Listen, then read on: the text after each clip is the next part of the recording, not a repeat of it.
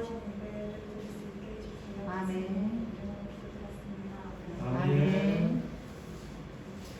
찬송가 246장 나 가나안 땅 귀한 사람 부르시겠습니다.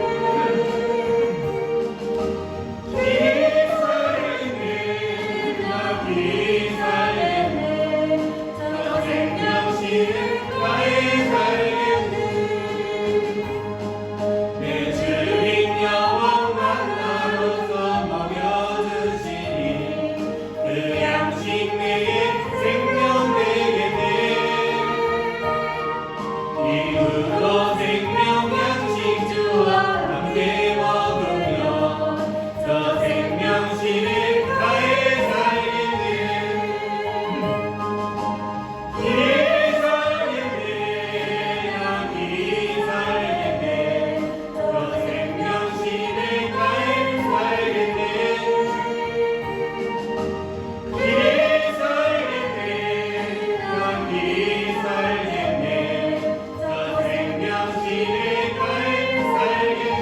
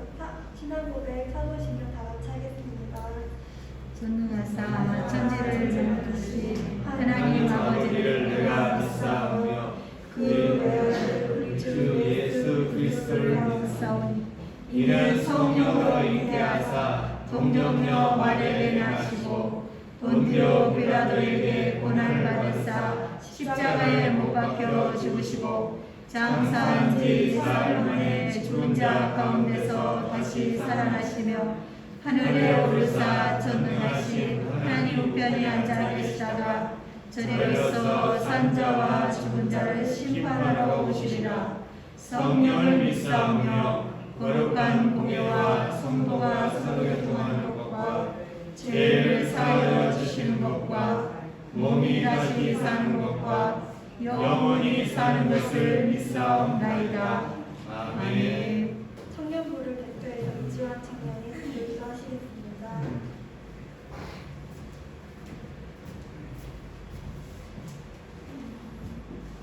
기도드리겠습니다.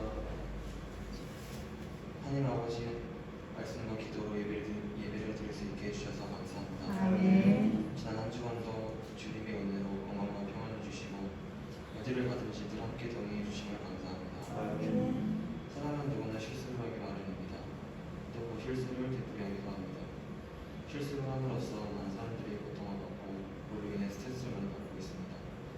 하나님께서 실수를 기억하시고 그 실수에 관한 주눅드는 게 아니라 한 단계 성장하고 발달할 수 있는 사람이 될 수 있게 미바탄이 되게 해주시고 아멘. 미바탄이 쌓이고 단단해져 어디를 가서라도 당당하게 서 있는 사람이 될 수 있게 도와주시옵소서. 아멘. 우리는 서로 사랑을 더해서 우정이 넘치는 교회가 되길 원합니다. 아멘. 누구나 소중한 교인들을 기억하시고 축복하여 주시옵소서. 모두가 함께 어울려 항상 웃는 모습으로 밝은 에너지를 공유하는 모두가 될 수 있게 도와주시옵소서. 아멘. 감사하며 예수님의 이름으로 기도드립니다. 아멘.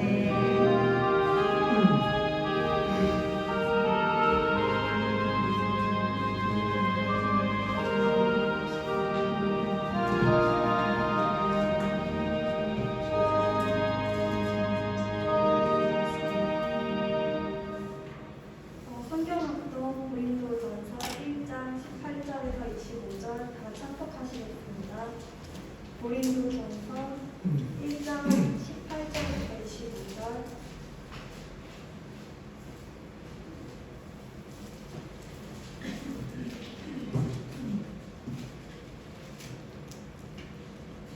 성경 다 참석하시겠습니다. 십자가의 도가 멸망하는 자들에게는 미련한 것이요 구원을 받는 우리에게는 하나님의 능력이라. 기록된 바 내가 지혜 있는 자들의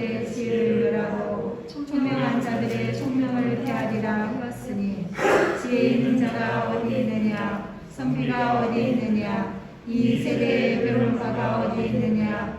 하나님께서 이 세상의 지혜를 미련하게 하신 것이 아니냐? 하나님의 지혜에 있어서는 이 세상이 자기 지혜로 하나님을 알지 못하므로 하나님께서 전도에 미련한 것으로 믿는 자들을 구원하시기를 기뻐하셨도다. 유대인은 표적을 구하고 헬라인은 지혜를 찾으나 우리는 십자가에 못 박힌 그리스도를 전하니 유대인에게는 거리끼는 것이요 이방인에게는 미련한 것이로되 오직 부르심을 받는 자들에게는 유대인이나 헬라인이나 그리스도는 하나님의 능력이요 하나님의 지혜니라. 하나님의 어리석음이 사람보다 지혜롭고 하나님의 약하심이 사람보다 강하니라. 아멘. 특송 청년부에서 특송 있겠습니다.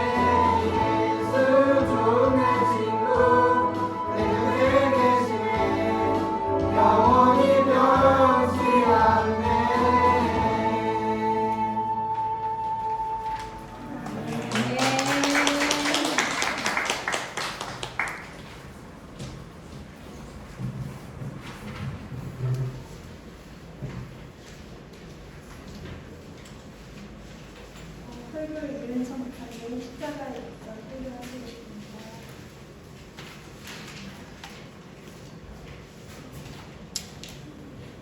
예, 감사하고 너무 보기가 좋습니다. 이 교회 지금은 연약하지만 우리 청년들이 마음껏 뛰어놀 수 있는 그런 교회가 되었으면 정말 좋겠습니다. 광고 드리고 설교하도록 하겠습니다. 엄청년 선교사님이 지난 17일 날 취소를 해갖고 격리 기간에 있습니다. 코로나 검사를 받았는데 음성이 나와 있고요.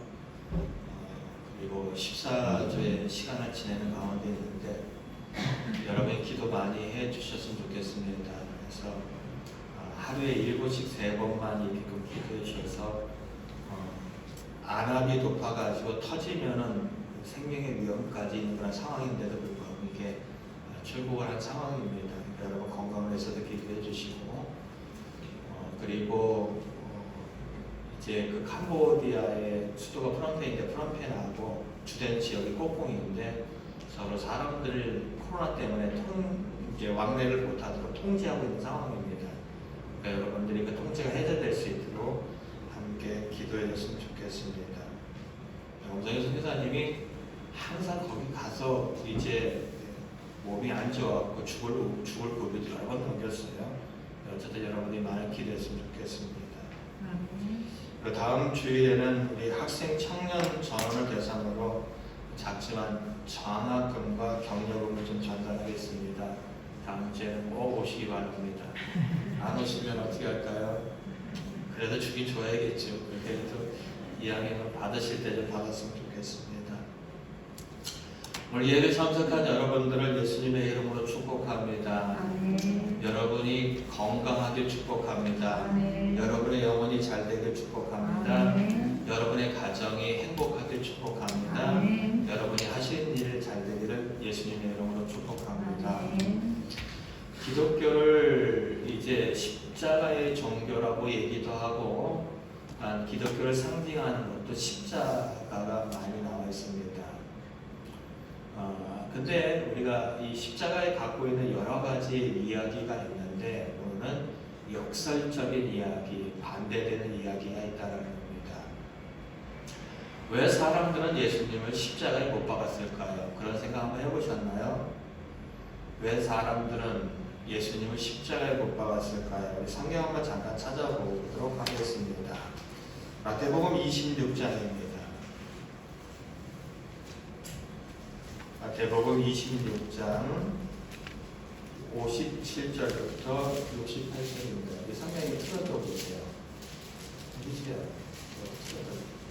못 보시는 분이 계십니까? 마태복음 26장 57절부터 이어가겠습니다.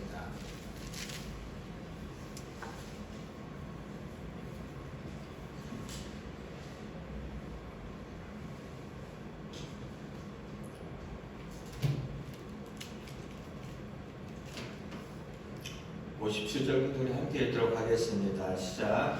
예수를 잡은 자들이 그를 끌고 대상 가야바에게로 가니 거기 서기관들과 장로들이 모여 있더라. 베드로가 멀찍이 예수를 따라 대상들의 집들까지 가서 그 결말을 보려고 안에 들어가 하인들과 함께 앉았더라. 대상들과 온 공회가 예수를 뭐하라고요? 죽이려고 그를 칠 모력 거짓 증거를 찾으매 거짓 증인이 많이 왔으나 오지 못하더니 후에 두 사람이 와서 이르되 이 사람의 말이 내가 하나님의 성전을 헐고 사흘 동안에 지을 수 있다 하더라 하니 대상이 일어나 예수께 묻되 아무 대답도 없느냐 이 사람들이 너를 치는 증거가 어떠하냐 하되 예수께서 침묵하시거늘 대상이 이르되 내가 너로 살아계신 하나님께 맹세하노니 내가 하나님의 아들 그리스도인지 우리에게 말하라. 예수께서 이르시되 내가 말하였느니라. 그러나 내가 너에게 이르노니 이후에 인자가 권능의 우편에 앉아있는 것과 하늘 구름을 타고 오는 것을 너희가 보리라 하시니 이에 대상이 자기 옷을 찢으며 이르되 그가 신성모독하는 말을 하였으니 어찌 더 증인을 요구하리요. 보라 너희가 지금 이 신성하는 말을 들었도다. 너희 생각은 어떠하냐? 대답하여 이르되 그는 사형에 해당하니라 하고 이에 예수의 얼굴에 침 뱉으며 주먹으로 치고 어떤 사람은 손바닥으로 때리며 이르되 그리스도야 우리에게 선지자 노릇하라. 너희를 친 자가 누구냐 하더라 라는 겁니다. 이 유대 사회가 비록 로마의 속국으로 살긴 했지만은 그 나라가 갖고 있는 독특함이 있었습니다. 바로 유대인들이 갖고 있는 종교입니다. 하나님을 중심으로 한 종교를 중심으로 해서 그 나라의 법이 어떻게 해요? 성경에 근거한 법으로 형성되어져 있고 그 나라의 지도자들은 다 뭐냐면 종교 지도자들입니다. 오늘 여기에 나오는 서기관들, 바리새인들, 제사장들 다 우리가 흔히 말하는 다 지도자들입니다. 근데 이들과 예수님은 갈등이 있습니다. 왜요? 그들이 갖고 있는 전통적인 그런 모든 것들에 대해서 예수님은 항상 도전을 하는 것처럼 그들은 받아들여졌습니다.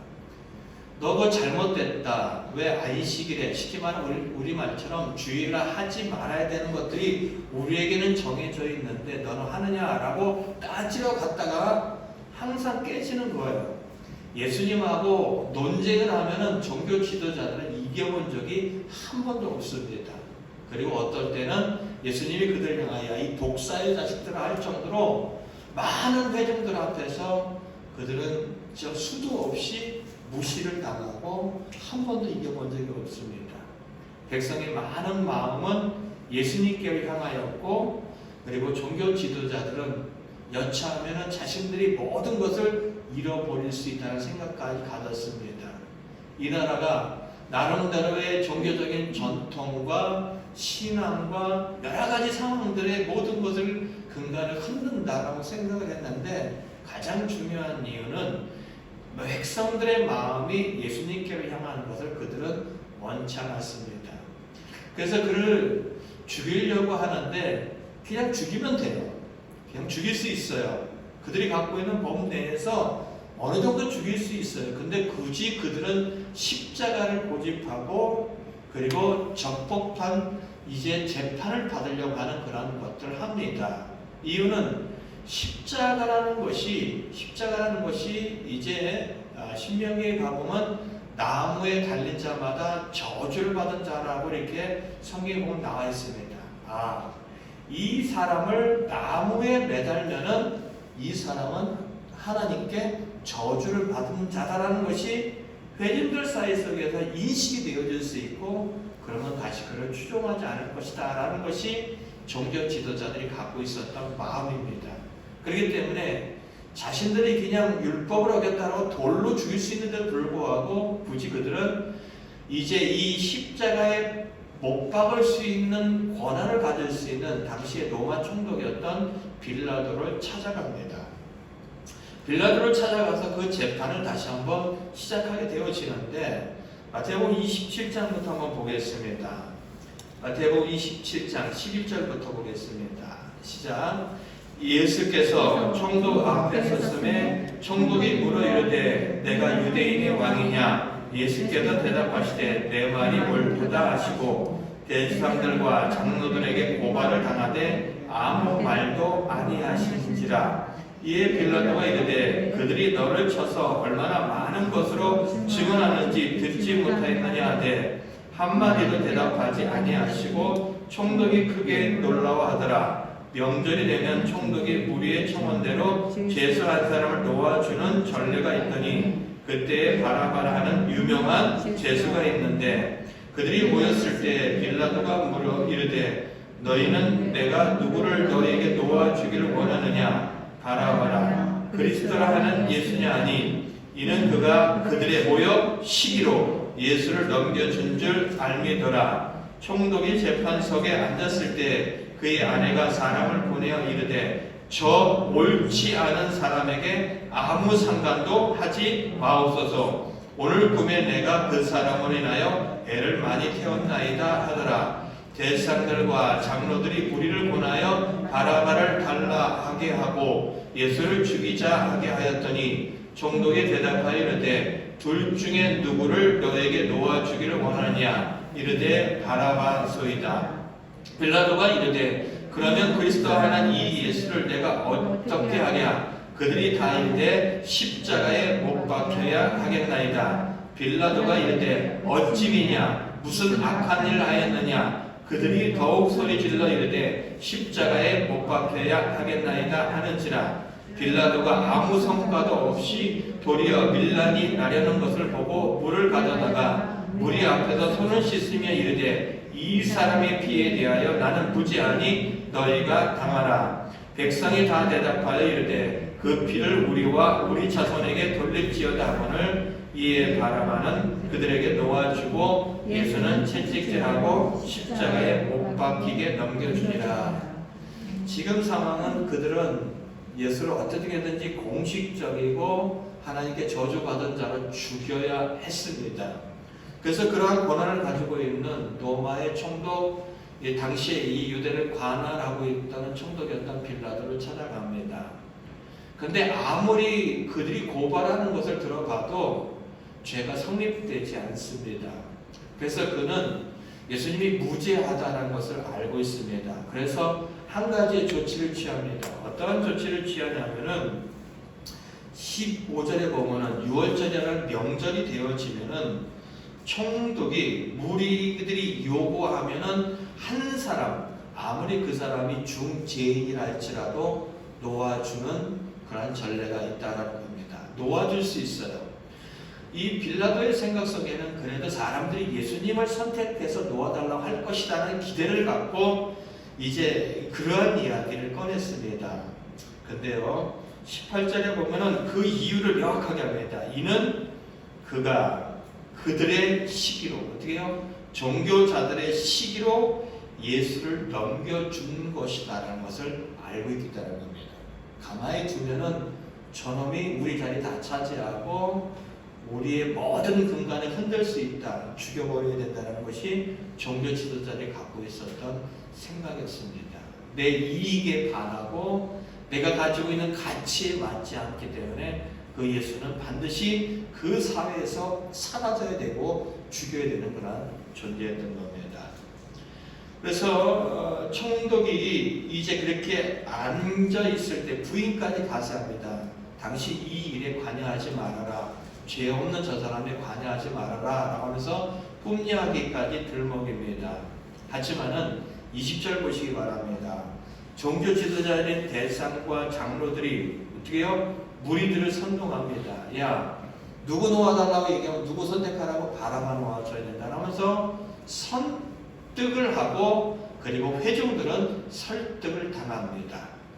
얼마 전까지 정말로 자신들이 볼 때 놀라운 능력을 행했던 그분이었습니다. 천국 복음을 전했던 분입니다. 어쩌면 이들 무리 가운데는 자신의 정말로 직접적인 영향을 끼쳤던 그런 존재도 있을지 모릅니다. 근데 그들은 그 종교 지도자들의 선동을 그대로 받아들이고 소리를 지릅니다. 누구를 놓아줄까라고 했을 때 그들은 이렇게 얘기합니다. 21절이 그렇게 얘기하니까 얘기합니다. 바라바를 놓아달라는 겁니다.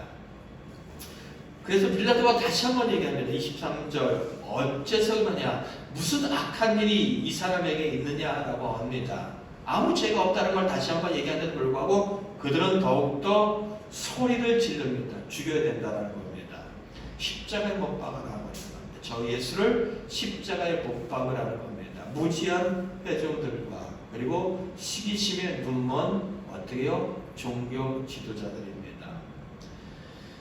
이제 빌라도는 이 피해에 대해서 나는 아무 죄가 없다, 너희들이 다 책임져라고 했을 때 그들이 얘기합니다. 우리와 우리 후손이 이 모든 것에 대해 책임을 지겠다. 이 피해에 대해 죄값을, 피값을 우리가 책임지겠다라고 그렇게 이야기하고 결국 빌라도는 어쩔 수 없이 밀란이 일어나면 자기의 자리도 위태해질 것 같으니까 어쩔 수 없이 예수님을 십자가에 못 박도록 내어줍니다. 간단합니다. 예수님은 우리를 구원하러 이 땅에 오셨습니다. 근데 그분은 하나님의 아들이십니다. 근데 사람들은 자기를 구원하러 오신 그분을 죽여버렸습니다. 그리고 26장에서 보면 이렇게 합니다. 침뱉고 때리고 하다가 이렇게 합니다. 누가 때렸는지 맞춰봐라. 야, 네가 하나님의 아들이라며 그 정도는 맞출 수 있지 않겠느냐라고 조롱을 합니다. 그러나 그뿐만 아니라 우리 마태복음 27장 조금만 더 보겠습니다. 마태복음 27장 40절부터 44절입니다. 27장 40절부터 44절입니다. 함께 읽겠습니다. 시작. 이르되 성전을 멀고 사흘에 짓는 자여, 네가 만일 하나님의 아들이거든 자기를 구원하고 십자가에서 내려오라 하며 그와 같이 대상들과 서기관들과 장로들과 함께 희롱하여 이르되 그가 남은 구원하였을 때 자기는 구원할 수 없도다. 그가 이스라엘의 왕이로다. 지금 십자가에서 내려올지어다. 그리하면 우리가 믿겠노라. 자, 무슨 얘기냐면은 십자가에 딱 못 박아놓고 야, 네가 하나님의 아들이라며, 네가 우리를 구원하러 왔다며, 그러면 십자가에서 내려와봐. 십자가에서 내려와봐. 그러면 우리가 너 하나님의 아들로 인정하고 너 믿을게 라는 겁니다. 수없이 예수님을 조롱하는 겁니다. 너 정말로 구원자 맞아? 너 정말로 하나님 아들 맞아? 그러면 십자가에 달릴 이유가 없잖아. 내려와봐. 십자가에서 짜잔 멋있게 내려와봐. 그러면 우리가 너 하나님 아들로 인정해주고 우리가 너 믿을게. 내려와봐 라는 것이 이해하는 겁니다. 우리가 아플 때, 몸이 정말로 아플 때 우리에게 구원자는 우리의 몸을 치료해주는 사람입니다. 우리가 마음이 힘들 때 우리의 구원자는 우리의 마음을 위로해주는 사람입니다. 우리가 경제적으로 너무 힘들고 어려울 때 우리의 구원자는 우리에게 돈을 줄 수 있는 사람이 구원자입니다. 이스라엘 백성들은 노마에 억압을 당하고 있습니다. 나라를 빼앗기고 있습니다. 그들이 번 돈을 세금으로 그 나라에 바쳐야 되는, 그리고 그들에게 말도 안 되는 수탈과 억압을 당하고 있습니다. 그러면 구원자로 왔으면은 노마를 깨부시고 자기들을 구원해 줘야 되잖아요. 근데 힘없이 인간들에 의해 손에서 십자가에 죽어버리는 그 예수가 무슨 하나님의 아들이고 무슨 구원자고 뭐를 하겠다는 겁니다. 이런 얘기를 하고 있는 거예요. 야, 우리는 그러한 구원자 필요 없어. 십자가에 연약하게 달려 죽는 그런 구원자 필요 없어. 내려와서 나라도 구하고 내 삶도 바꿔주고 해봐. 그럼 나 믿을게 라는 거였습니다. 이게 세상이 갖고 있는 논리입니다. 세상이 갖고 있는 논리예요. 구원자라면은 정말로 우리가 상상할 수 없는 놀라운 능력과 우리가 상상할 수 없는 놀라운 것들을 갖고 우리의 모든 것을 다 책임져 줘야 되잖아요. 그럼 그 정도는 돼야 구원자가 될 수 있잖아요. 예수님이 당신을 위해서 십자가에 죽으셨습니다. 당신이 그 예수님을 믿으면 구원받을 수 있습니다. 미친놈들 지랄하고 있네. 아니, 십자가에 맥없이 죽은 예수가 우리를 구원한다고, 지도 구원 못한 예수가 내가 믿으라고? 이게 세상의 논리예요. 살아있어야 되고 능력이 있어야 되고 존재해야 되는데 죽어버린 예수를 믿고 구원을 받는다는 이야기가 세상에서는 미련한 이야기예요. 너나 잘 믿어. 너희 같은 것들이나 믿어. 너희 같은 거나 교회 다녀. 이게 세상의 논리예요. 그래서 우리가 읽은 고린도전서 1장 18절은 이렇게 얘기합니다. 십자가의 도가 어떻게 해요? 세상에서 볼 때는 미련한다는 겁니다. 멸망한 자들에게 보면은 예수를 믿지 않는 사람들은 교회 다니는 것들은 바보, 멍충이, 쪼다, 병신이에요. 개독교입니다. 네요. 말도 안 되는 종교를 갖고 사람을 현혹시켜서 헌금이나 빼먹고 하는 그런 종교, 사회 악 같은 종교 다 필요 없다는 겁니다. 너희들 지랄하지 마. 라는 것이 세상 사람들이 갖고 있는 관점입니다. 그래서 교회 다니는 사람들은 세상 사람들을 볼 때 정말로 미련해 보입니다. 그러한 신을 믿는, 십자가에 죽어버린 신을 믿는 것 자체도 미련한 것입니다. 그 얘기를 하고 있다는 겁니다. 근데요, 거기에 역설이 있습니다.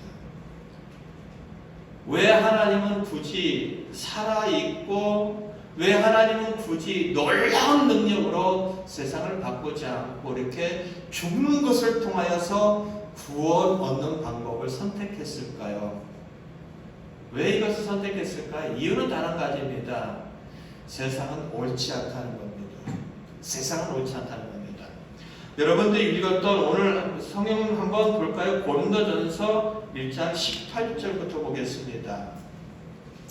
1장 18절에 보면 보세요. 가장 많이 등장하는 단어가 있습니다. 뭐가 있을까요? 17절 한번 볼까요? 왜 잠깐 세 번째 줄에 보면은 어떻게 해요? 지혜라는 말이 나옵니다. 19절 세 번째 줄 뭐가 나오죠? 지혜. 조금 읽다 보면 뭐가 나옵니까? 또 지혜가 나옵니다.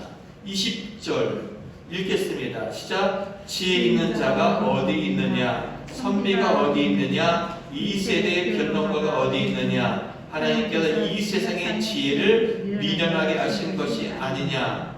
21절 하나님의 지혜에 있어서는 이런 겁니다. 지혜라는 얘기가 참 많이 나옵니다. 하나님의 지혜, 세상의 지혜라는 겁니다. 어저께 세아가 우리 가족 카톡이 있는데 이런 얘기를 했습니다. 나는 누구야? 라는 겁니다. 나는 어떤 사람이야? 라는 식이겠습니다. 제가 그래서 이렇게 썼습니다. 너는 생각하는 사람이야. 나는 누구야? 라고 하니까 뭐하고 있다는 거예요? 생각하고 있다는 겁니다. 너는 생각하는 사람이야. 그리고 또 했습니다. 생각하니까 너는 존재하는 사람이야. 그리고 네가 그런 질문을 하고 있으니까 답을 찾아야 될 사람이야. 라고 얘기했습니다. 세상에 해줄 수 있는 이야기입니다. 제가 한번 묻겠습니다. 여러분은 인생을 살고 있어요. 내 사람으로서의 삶을 살고 있어요. 사람이 뭐죠? 여러분 대답할 수 있습니까? 우리는 TV 그러면 TV가 뭐라는 것을 나름대로 정의할 수 있습니다. 사람이 뭘까요? 이 정도입니다. 그냥 고등적인 동물, 사회적인 동물? 아니요, 그렇지 않아요. 여러분이 사람인데 사람이 뭘까요? 여러분 어떻게 사는 것이 사람답게 살까요? 답할 수 있나요? 여러분 답할 수 있나요?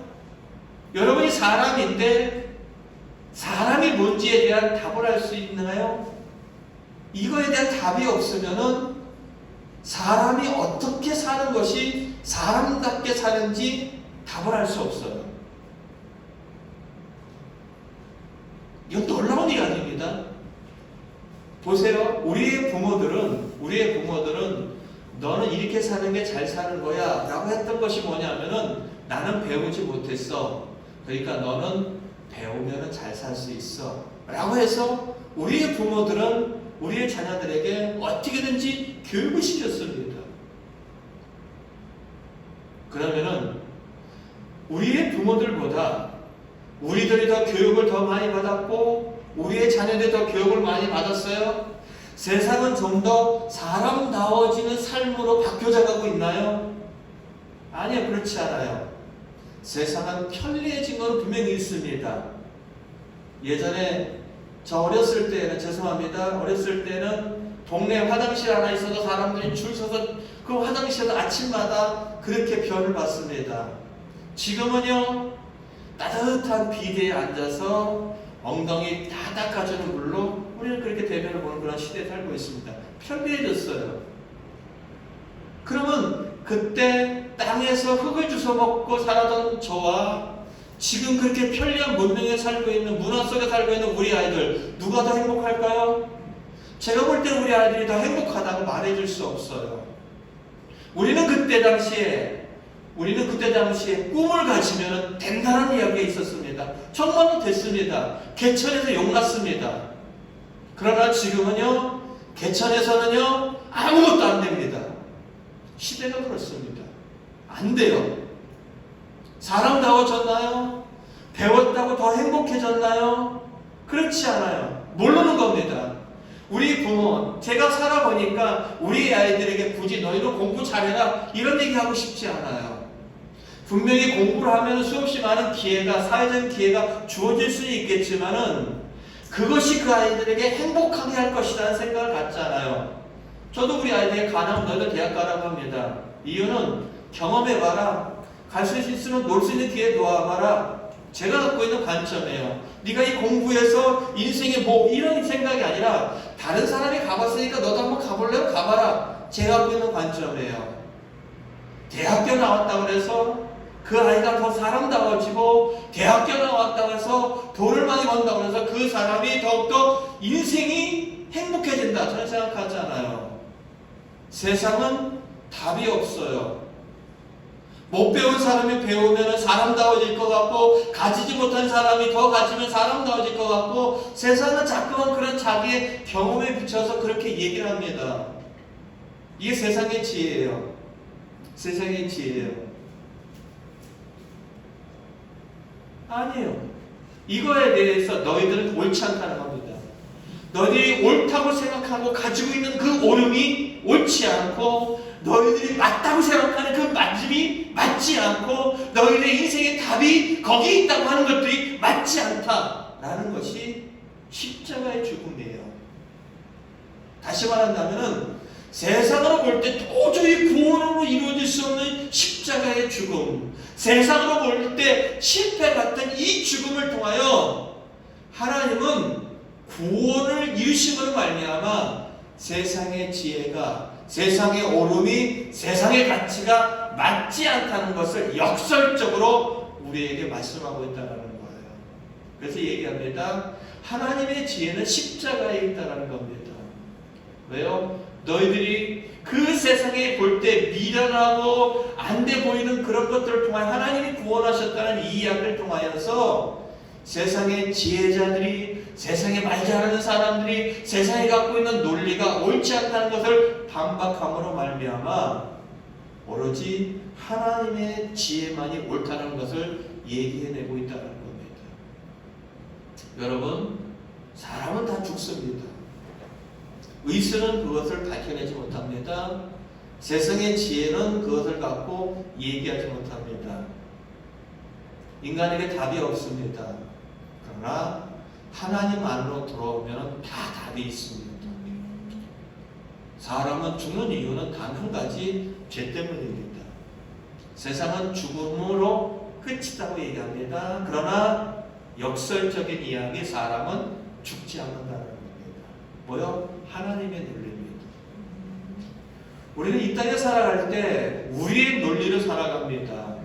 신앙도 우리의 논리로 신앙생활하고 있고, 우리가 이 땅에 살아가는 모든 것들은 다 우리의 경험과 지식과 논리를 갖고 살아갑니다.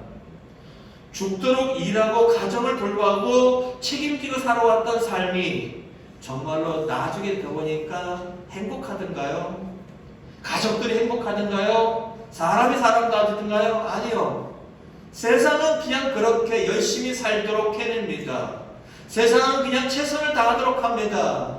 그리고 그렇게 해서 잘한다면 그냥 네가 운이 없던 거야 라고 정도로 얘기합니다. 아니에요. 사람은 그렇게 하찮은 존재로, 사람은 그렇게 실패하는 존재로, 사람은 그렇게 아픈 존재로, 사람은 그렇게 죽는 존재로 만들어 놓지 않았어요.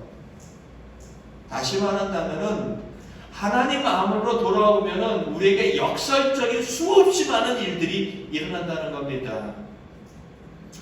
우리 한번 로마서 6장 3절부터 5절까지 보겠습니다. 로마서 6장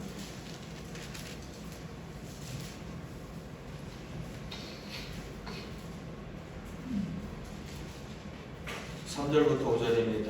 함께 읽겠습니다. 시작. 무릇 그리스도 예수와 합하여 세례를 받은 우리는 그의 중심과 합하여 세례를 받은 줄 알지 못하느냐. 그러므로 우리가 그의 중심과 합하여 세례를 받음으로 그와 함께 장사되었나니 이는 아버지의 영광으로 말미암아 그리스도를 죽은 자 가운데서 살리심과 같이 우리도 또한 새 생명 가운데서 행하게 하려 함이라.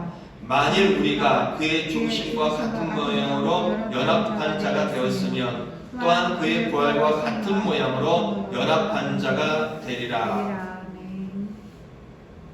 어떻게 우리가 다시 살 수 있어? 세상의 지혜는 그렇습니다.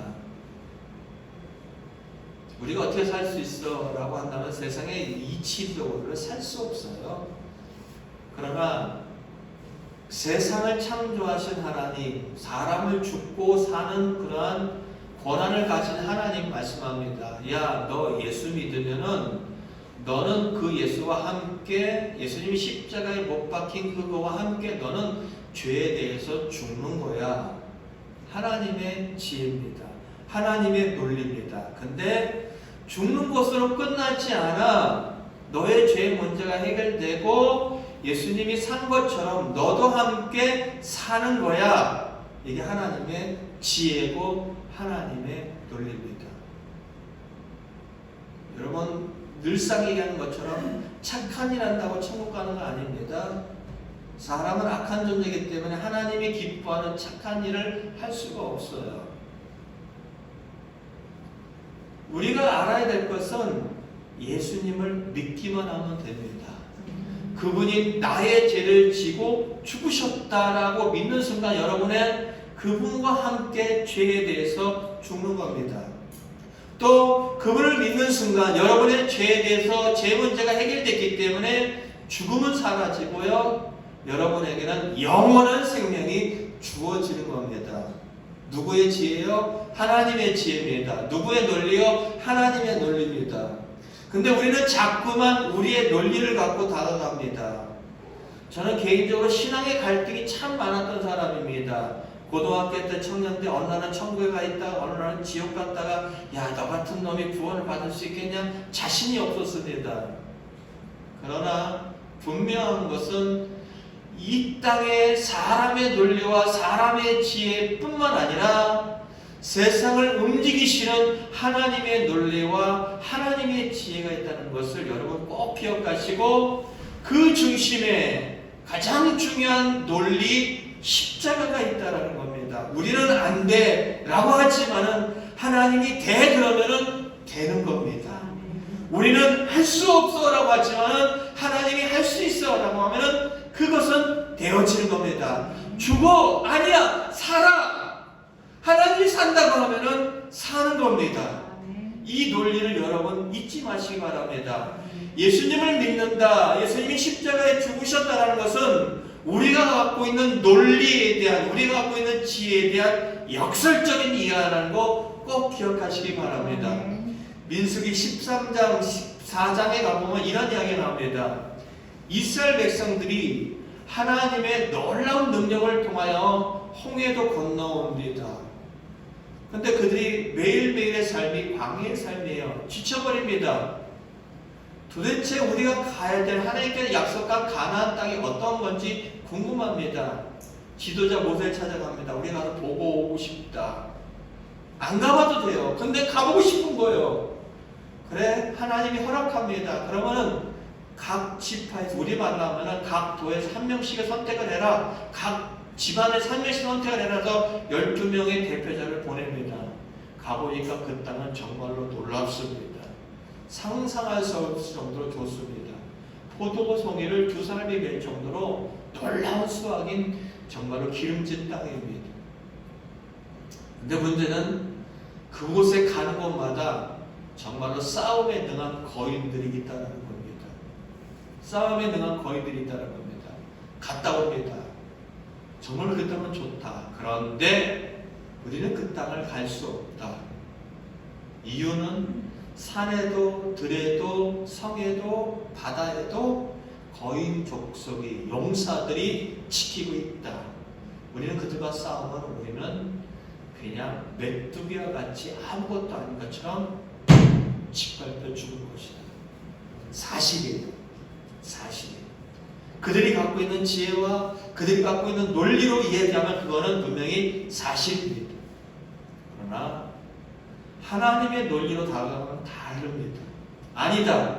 하나님이 지금 우리와 함께 하셨고 하나님이 우리와 함께 하신다면 이거는 역전되어질 수 있다. 그들은 우리의 밥이 될 수 있다. 우리는 쉽게 그것을 이길 수 있다는 것이 여호수아와 갈렙이 갖고 있는 논리입니다. 사랑하는 성도 여러분, 하나님을 믿는다는 것은 시시한 이야기가 아닙니다. 그냥 단순히 주일날 한 번 와서 예배드리고 세상에 나가서 참 힘들어하다가 주일날 한 번 와서 예배드리고 하는 거, 이건 정말로 재미없는 신앙입니다. 그러한 신앙은요, 예배 드리는 것조차도 버겁습니다.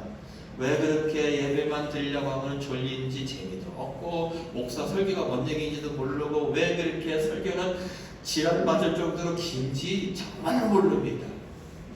근데요, 하나님을 믿는다라는 이야기는 위대한 이야기고 아멘. 놀라운 이야기입니다. 아멘. 내 상황은 한정되어 있고 내가 갖고 있는 처지는 한정되어 있습니다. 그러나 여러분이 가져야 될 논리는 하나님이 나를 사랑하신다. 하나님이 나를 위하신다. 하나님이 나와 함께 하신다. 아니, 하나님이 나를 사랑한다고 증거가 있습니다.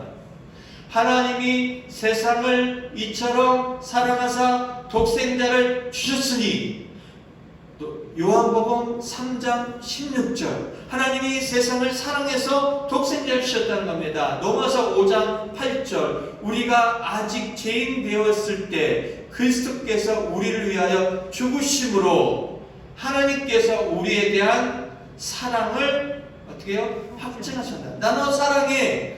증거가 뭐예요? 예수님이 우리를 위하여 죽으셨다는 겁니다.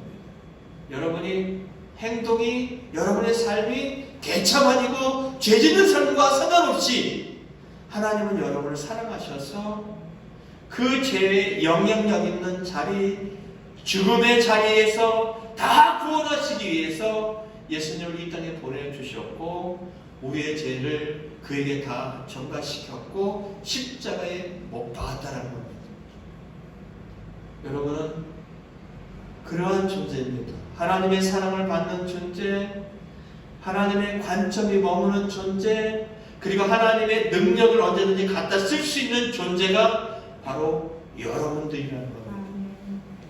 여러분들이 힘들 수 있어요. 인생을 살아가는 사람들, 믿음을 가진 사람도 분명히 힘들고 어려운 상황에 처해 있습니다. 그러나 인생의 방향을, 관점을 바꿔봤으면 정말 좋겠다는 겁니다. 그래, 맞아. 나 힘들어. 나 죽을 것 같아. 너무 고통스러워. 라고 하는 것은 내 지혜고 내 관점이지만은, 그러나 나를 사랑하시는 하나님이 이 문제를 해결해 줄 거야 라고 한다면은 우리는 고난과 고통 속에서 뭘 가질 수 있을까요? 소망을 가질 수 있습니다. 우리는 뭐 할 수 있을까요? 그 하나님을 기대하며 기도할 수 있습니다. 그리고 우리는 그 자리에서 그 하나님께 뭐 할 수 있을까요? 그렇게 이루신 하나님을 바라보며 감사할 수 있다는 겁니다.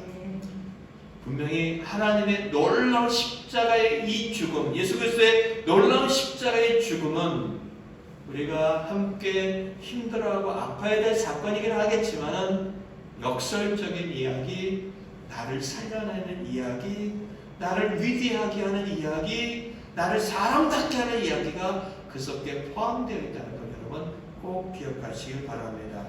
사도행전 9장 말씀 하나 보고 말씀을 맺고자 합니다. 사도행전 9장입니다.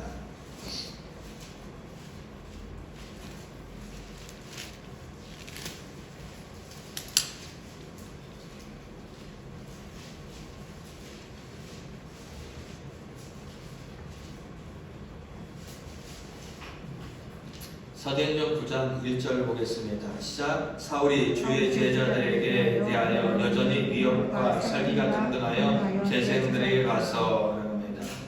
한 청년이 있습니다. 사울입니다. 그는 예수는 죽어야 되고 예수를 믿는 것들은 잡것들이고 사회 악이고 다 뿌리 뽑아야 된다고 생각하는 자기의 관점과 지혜를 가졌던 사람입니다. 그래서 다른 지역으로 2절에 보니까 다메섹이라는 이제 그 여러 회당에 가서 가져갈 공문들을 종교 지도자들에게 청합니다. 2절 다시 한번 읽겠습니다. 시작. 다메섹 여러 회당에 가져갈 공문을 청하니 이는 만일 그 도를 따르는 사람을 만나면 남자든 여자든 막론하고 하겠다고요? 결박하여 예루살렘으로 잡아오려 합니다. 예수 믿는 것들 다 씨를 말리겠다는 것이 사울이 갖고 있었던 계획이었고 옳다는 것이었습니다. 그렇게 길을 갑니다. 3절에 보니까 다메섹에 가까이 갔더니 뭐가 나타나죠? 호련히 하늘로부터 빛이 그를 둘러 비춥니다. 정말로 사람이 눈뜨고 볼 수 없는 그런 상황에 비쳤습니다. 4절 읽겠습니다. 시작. 땅에 엎드러져 들으며 소리가 있으되 사울아 사울아 네가 어찌하여 나를 박해하느냐라는 겁니다. 사울은 사람들을 박해하고 있는데 예수님 스스로가 박해를 받고 있다라고 얘기합니다. 왜 나 박해하지? 라고 얘기합니다. 무슨 얘기죠? 내가 힘들고 어려운 자리에 주님은 함께 고통을 당하신다는 이야기입니다.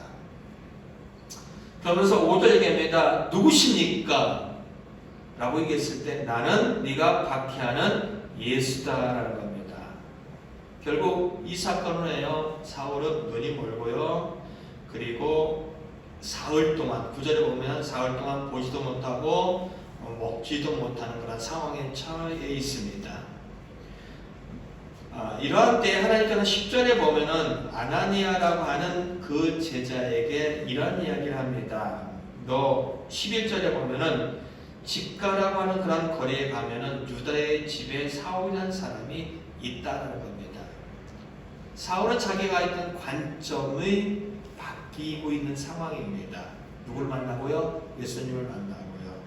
그는 좀 기도하고 있는 상황이니까 그에게 찾아가서 이제 안수하고 하라는 겁니다. 아나니아가 13절 얘기합니다. 주님, 이 사람은 여러 사람에게서 들었습니다. 그가 예루살렘에서 하나님 예수님을 믿는 성도들에게 적지 않은 수없이 많은 해를 끼친 존재입니다. 라고 얘기합니다. 여기서도 주의 이름을 부르는 모든 사람을 결박한 권한을 가지고 이제 제사장들로부터 보냄을 받았습니다. 라고 얘기했습니다. 그때 주님의 대답이 이렇습니다. 15절 읽겠습니다. 시작. 주께서 이르시되 가라. 이 사람은 내 이름을 이방인과 임금들과 이스라엘 자손들에게 전하기 위하여 택한 나의 그릇이다라는 겁니다. 택한 나의 그릇이다라는 겁니다. 그가 예수님을 만나고 가치가 바뀝니다. 그리고 그는 우리만 하면 세계를 향하여 복음을 전하는 사람이 되어집니다. 여러분이 잘 알고 있는 신약 성경이 몇 권이냐면은 27권입니다. 그 중에 약 13권 이상을 쓴 사람이 바로 이 사람입니다. 이 사람입니다. 무슨 얘기하고 싶어 하느냐? 많은 젊은이들이 자고 있군요.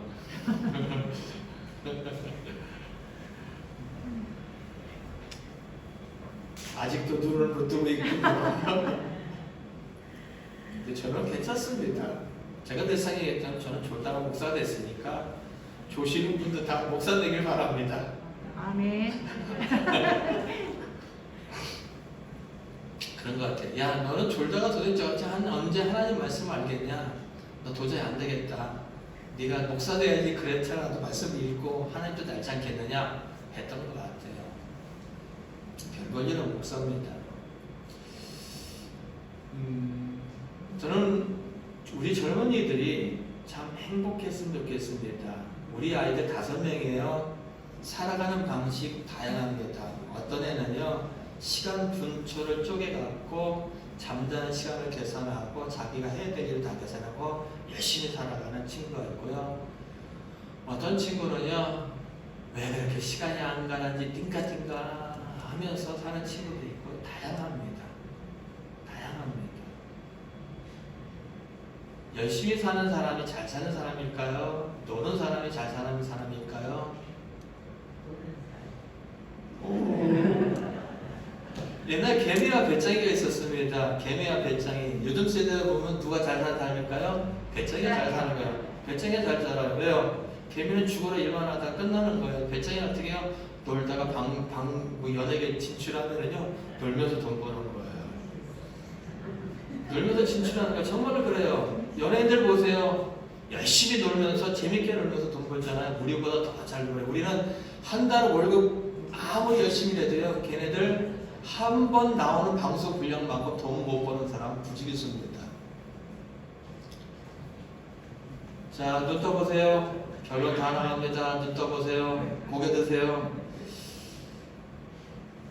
여러분들이 정말로 사람다운 삶, 성공한 삶, 그리고 가치 있는 삶을 살기를 원한다면 여러분이 하나님 안에서 답을 찾길 원합니다. 여러분의 성공이 여러분이 갖고 있는 지혜와 여러분이 갖고 있는 관점의 성공이라고 한다면 여러분은 마지막에 모든 것을 가져도 울 수 있습니다. 가슴을 칠 수 있습니다. 그러나 하나님 안에서 새롭게 발견된 가치와 지혜는 세상에 볼 때 보잘것 없어도 나를 충분히 나답게 할 수 있고 나를 만족시킬 수 있고 다른 사람을 행복하게 할 수 있다는 겁니다. 단순합니다. 사람을 행복하기 위해서 돈 법니다. 단순합니다. 사람은 행복하기 위해서 열심히 일합니다. 그러나 그 열심히 일하는 것들이 도리어 행복하지 않은 환경을 만들어낼 수 있고 상황을 만들어낼 수 있습니다. 우리의 인생을 주님의 가치와 주님의 지혜 안에서 새롭게 어떻게 해요? 다시 한번 질문 던지고 답을 찾음으로 말미암아 여러분의 꿈이, 여러분의 인생이 하나님의 지혜와 하나님의 가치를 통하여 재해석되어지고 재생산되어서 정말 여러분다운 삶, 그리고 모든 이에게 선한 영향을 끼치는 삶, 그리고 참 잘 살았다는 삶이 여러분 모두에게 있어지길 정말로 소원합니다. 그리고 환경에 굴하지 말고 역설적으로 생각하시기 바랍니다. 아프다. 하나님이 나를 고쳐주려나 보다. 기대가 되는데 힘들다. 하나님이 이제는 응답하실 때가 됐나 보다. 역설적인 생각을 갖고 살아갈 수 있기를 예수 그리스도의 이름으로 축원드립니다. 찬양하는 151장 찬양하시고 한번 기도하겠습니다. 기도할 때 우리 엄성의 성교사님께서 한번 기도해 주시고요. 여러분이 갖고 있는 상황을 역설적으로 한번 돌아봤으면 좋겠습니다. 하나님의 생각은 그게 아닐 텐데 라는 생각을 갖고 여러분이 기도했으면 좋겠습니다. 질병도 문제도 상황도 하나님이 함께 하심에 대한 기대를 갖고 기도했으면 좋겠습니다. 찬양하고 두 가지만 놓고 기도하겠습니다.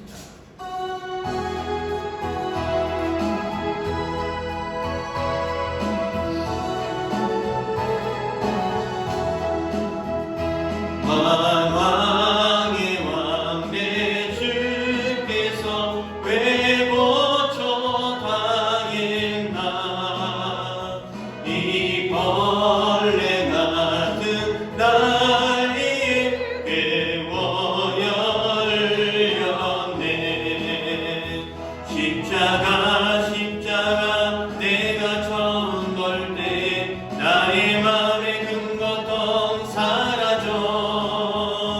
너를 믿고서 내 눈 밝았네. 참 내 기쁨 영원하도다. 주 십자가 못 박히는 속죄함하니까 그 긍휼함과 그 은혜 말할 수 없도다. 십자가 내가 처음 볼 때 나의 맘에 큰 고통 사라져. 널 믿고서 내 눈 밝았네. 참 내 기쁨 영원하도다. 내를 얻어 그 은혜 다 갚을 수 없네. 나 주님께 몸 바쳐서 주의 일 입으리. 십자가 내가 처음 볼 때 나의 맘에 큰 고통 사라져. 널 믿고서 내 눈 밝았네. 참 내 기쁨 영원하도다. 우리 함께 기도하겠습니다. 하나님 아버지, 이 시간 우리가 먼저 엄성의 생명사를 위해서 기도합니다. 하나님, 정말로 하나님의 부름을 받고 캄보디아에 가 있습니다. 여전히 아버지며 아랍이 높아서 생명의 위협을 느끼고 있는 상황이지만 기쁜 마음으로 그 자리에 가 있습니다. 그것이 하나님의 뜻이라 생각하고 하나님의 기뻐하심이라 생각하고 또 아버지 그곳에 있는 믿음의 성도들과 다시 한번 제휴하며 그곳에서의 많은 사역들을 마무리하기 위하여 그 자리에 가 있습니다. 하나님 지난날에 내게 수없이 많은 하나님 가우심을 보여줬던 것처럼 아버지 그들이 갖고 있는 상황 속에 그들의 상관과 상관없이 역시 하나님이 하나님 되심이 드러나기를 원합니다. 경리 기간 동안 아버지 그의 영혼이 그의 삶이 지치지 않도록 위로하시고 새 힘을 공급하여 주시오며 더 나아가서 아버지는 이 모든 기간 동안 이제 아버지 검사회 진행되는 동안 잘 아버지 정말로 모든 것을 진행하게 하여 주시옵고 더 나아가서 그가 이제 아버지의 격리하는 기간 동안 가온 아이야 프로펠의 길이 열려지기를 원합니다. 이제 아버지며 꼭공의 길이 열려지기를 원합니다. 우리 정말로 마음껏 광대하며 그 길을 갈 수 있도록 하나님께서 길을 열어주셔서 그들이 앞에 다시 한번 죄하며 마음과 하나님 앞에 예배해서 이 시간에 도와주시기 원할 뿐이옵나이다. 이 시간 아버지며 우리 함께하는 그 성도들이 그들이 갖고 있는 여러 가지 상황들이 있습니다. 아픔이 있습니다. 힘듦이 있습니다. 그러나 아버지 안숨을 쉬기 이전에 그들이 그걸 호소하기 전에 하나님의 관점을 갖고 바꾸어 봤으면 좋겠습니다. 하나님의 은혜를 맛볼 때다. 은혜의 때다. 이제는 하나님이 함께 하실 때라는 그런 관점을 갖고 저들의 가정과 저들의 육신과 저들의 영혼에 대입하여 주심으로 말미암아 그 하나님이 하신다는 걸 알기를 원합니다.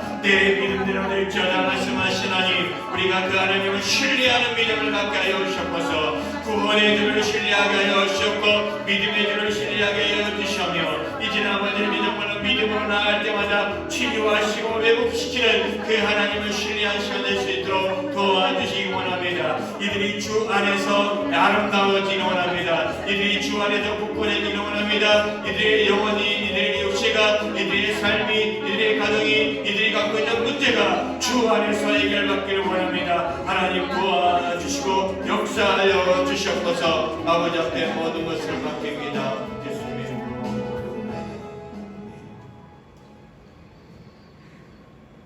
어떤 이는 믿음으로 인하여서 놀라운 것들을 매일매일 경험합니다.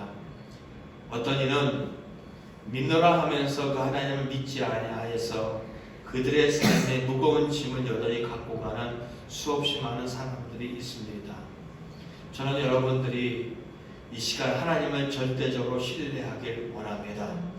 믿음으로 그 하나님 앞에 고백하길 원합니다.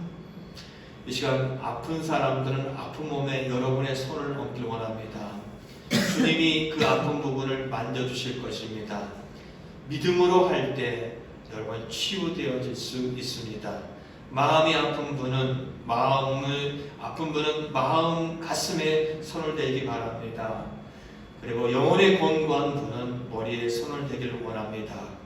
하나님 아버지 역사의 주인 되시고 인생을 살리시며 고치시는 하나님, 주님의 믿음을 가지고 이 시간 우리가 믿음의 손을 얹었습니다. 이 시간 하나님께서 저들의 믿음대로 되게 하여 주시옵소서. 내가 하늘과 땅의 권세를 가진 예수 그리스도의 이름으로 명하노니 죽은 자를 살리며 병든 자를 고치시는 예수 그리스도의 이름으로 명하노니 너희들의 믿음대로 될지어다.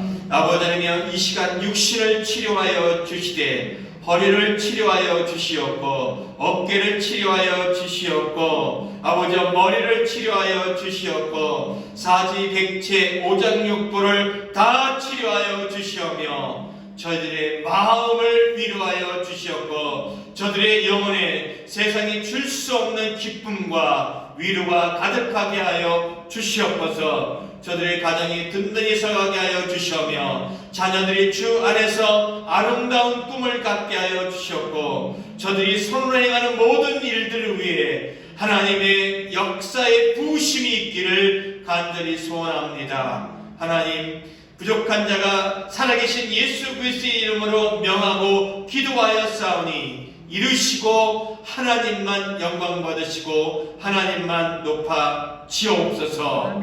이 시간 아버지 앞에 모든 것을 맡기고 감사를 드립니다. 캄보디아에도 하나님의 놀라운 역사가 일어날 줄 믿습니다. 믿음으로 예물을 드리며 믿음으로 예배를 참여하며 아버지 앞에 또한 물질을 내오는 마음을 내오는 시간을 내오는 이들 모두에게 매일매일이 하나님을 통하여 감사거리가 넘쳐나게 하여 주셨고 하나님과 동의하는 기쁨과 감사와 감격이 가득하게 하여 주셨고서 십자가의 역사를 기억하게 하여 주셨고 아버지가 주시는 새 힘을 통하여 일주일간 삶 속에서도 놀라운 승리의 삶이 있게 하여 주셨고서 우리 주 예수 그리스도의 이름으로 감사하고 축복하며 기도 올려옵나이다. 아멘. 지금은 우리 주 예수 그리스도의 은혜와 하나님 아버지의 크신 사랑과 성령의 감동 감화 역사 내주 교통하심이 하나님의 지혜와 하나님의 관점을 가지고 살아가기를 소원하고 다짐하는 믿음의 권속들과 캄보디아에 있는 엄상의 선교사님과 사역지와 모든 상황들 위해 코로나 고통받는 의료진들과 한원호들 위해 이제부터 영원히 함께하기를 간절히 축원하옵나이다. 아멘.